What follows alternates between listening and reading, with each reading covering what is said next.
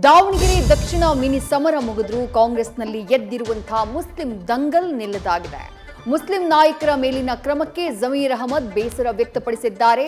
ನನಗೆ ಯಾರ ಮೇಲೂ ಹಗೆತನ ಇಲ್ಲ ಅಂತ ಡಿಕೆಶಿ ಹೇಳಿದ್ದಾರೆ. ಕೆಪಿಸಿಸಿ ಕ್ರಮವನ್ನ ಸಚಿವರು ಸಮರ್ಥಿಸಿಕೊಂಡಿದ್ದಾರೆ.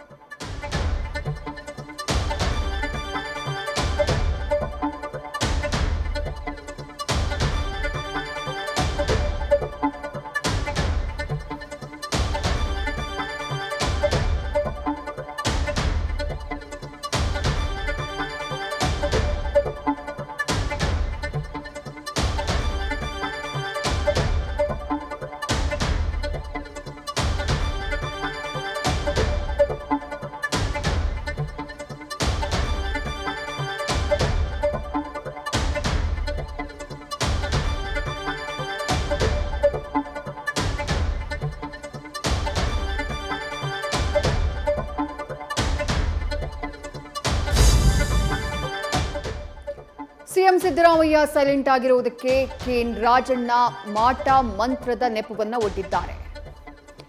ಸಿಎಂ ಮೇಲೆ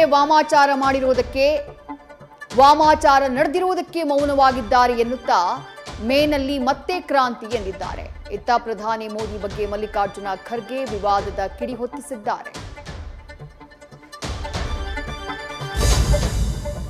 ಅಮೆರಿಕ ಇರಾನ್ ನಡುವೆ ಶಾಂತಿಯೋ ಕ್ರಾಂತಿಯೋ ತಿಳಿಯದಾಗಿದೆ. ಪಾಕ್ನಲ್ಲಿ ನಡೆಯೋ ಶಾಂತಿ ಸಂಧಾನಕ್ಕೆ ಬರಲ್ಲ ಅಂತ ಇರಾನ್ ರಚ್ಚೆ ಹಿಡಿದಿದೆ. ಸಂಧಾನಕ್ಕೆ ಬಾರದೇ ಇದ್ರೆ ಭಸ್ಮ ಅಂತ ಟ್ರಂಪ್ ಎಚ್ಚರಿಕೆ ಕೊಟ್ಟಿದ್ದಾರೆ. ನಾಳೆ ಕದನ ವಿರಾಮ ಅಂತ್ಯವಾಗ್ತಾ ಇದೆ. ಯುಎಇ, ಸೌದಿ, ಚೀನಾ ಟ್ರಂಪ್ ವಿರುದ್ಧ ಸೆಟೆದು ನಿಂತಿವೆ.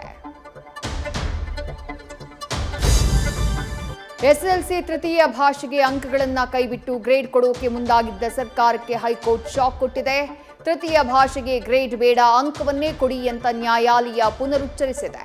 ಸರ್ಕಾರದ ಆತುರದ ನಿರ್ಧಾರಕ್ಕೆ ವಿದ್ಯಾರ್ಥಿಗಳು ಬಲಿಪಶುವಾದ್ರ ಅನ್ನುವ ಚರ್ಚೆ ಶುರುವಾಗಿದೆ. ಸೂರ್ಯನ ಕೋಪತಾಪಕ್ಕೆ ರಾಜ್ಯದ ಜನ ಬಸವಳಿದಿದ್ದಾರೆ. ಬಿಸಿಲಿನ ಹೊಡೆತಕ್ಕೆ ಉತ್ತರ ಕರ್ನಾಟಕದಲ್ಲಿ ತಾಪಮಾನ 44 ಡಿಗ್ರಿ ದಾಟಿದೆ. ಕರುನಾಡಿಗೆ ಬಿಸಿಗಾಳಿ ಆಪತ್ತು ಎದುರಾಗುವ ಸಾಧ್ಯತೆ ಇದ್ದು ಆರೋಗ್ಯ ಇಲಾಖೆ ಎಚ್ಚರಿಕೆ ನೀಡಿದೆ. ಸಿಲಿಕಾನ್ ಸಿಟಿಯಲ್ಲೂ ಟೆಂಪರೇಚರ್ ಗರಿಷ್ಠ ಮಟ್ಟವನ್ನು ತಲುಪಿದೆ.